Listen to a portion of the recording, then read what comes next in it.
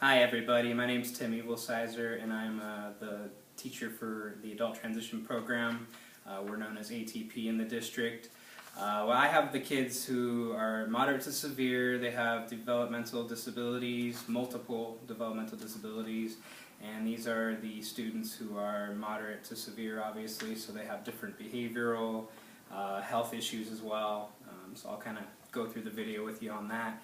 But let's just start on our typical beginning of the day. We have on the board two different groups. One's the higher functioning group who will go out to work sites generally or travel more.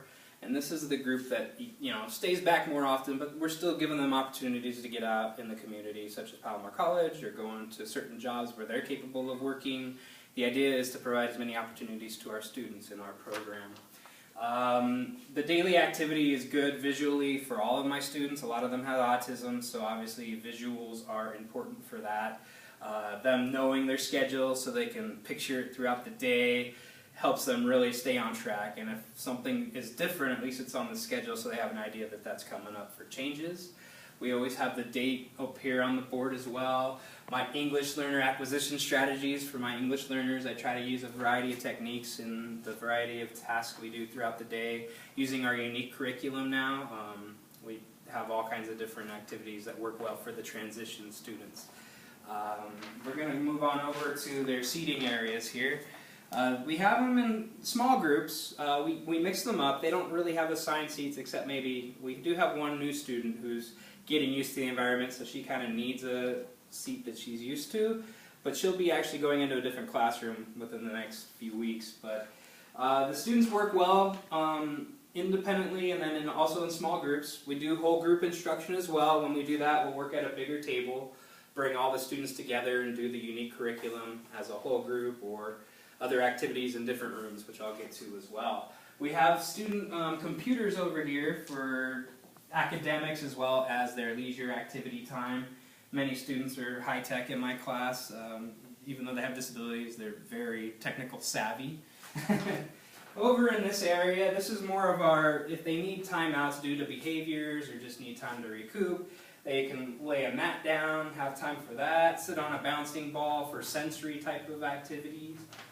I would like to point out all of my students in my class, we have their names up on the board. They all know each other. Anybody that comes to my class can know who they are, especially if they're a substitute. Just knowing the students, being able to put a face with their name is awfully important.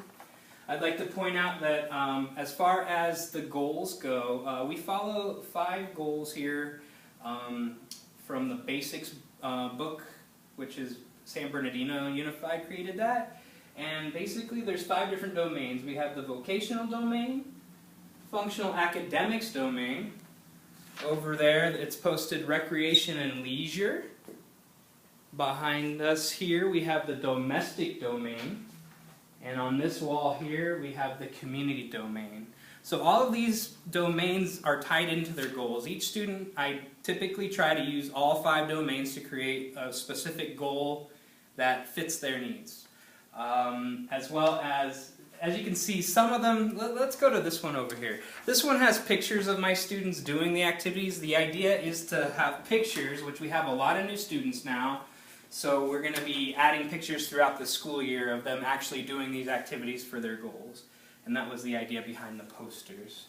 Over here we have our little organized area for all their different tasks throughout the day. A lot of them are doing fine motor development skills, gross motor skills, organizing, sorting. It all ties into the vocational activities that they do.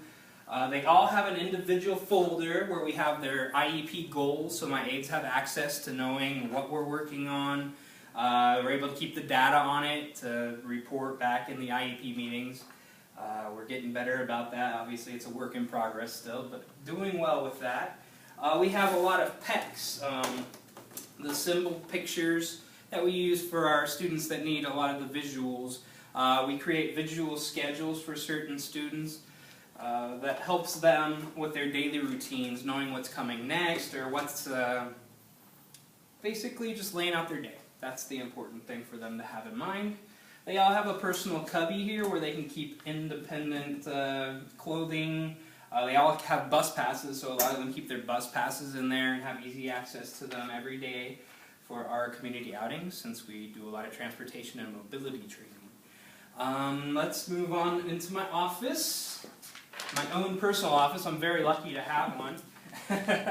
But I have all my filing cabinets with my IEPs organized and office supplies. My aides have their own individual cubbies so they can store their stuff as well. Feel more at home in my classroom.